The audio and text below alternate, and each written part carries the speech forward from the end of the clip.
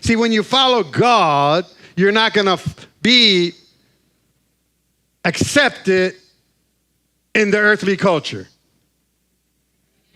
So if everything you're doing is okay and accepted by everyone, then you ain't doing the right thing. Because if you're living for God, the culture is not going to accept you. They're going to call you a racist. They're going to call you narrow-minded. They're going to call you all types of different names. Because why?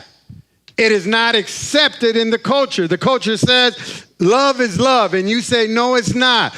Jesus Christ is love, and God has said it in the Word of God for a man to marry a woman and a woman to marry a man. Once you start saying those things, now you are someone who's full of hate. You're not accepted in this culture.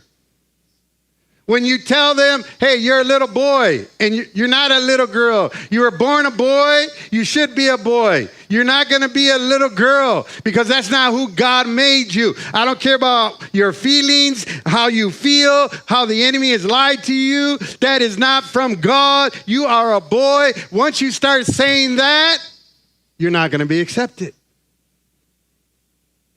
because it goes against culture.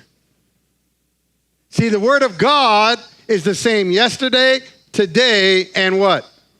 And forever. So it doesn't change according to culture.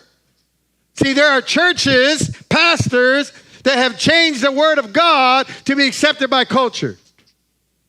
Man, I just saw this thing on Facebook with one of these famous mega church pastors, and he came out and he was dressed up like a woman. I don't know if some of you saw that. None of y'all. All right. He was dressed up like a woman. David said, not in this church. You ain't going to catch me dressing up like Medea.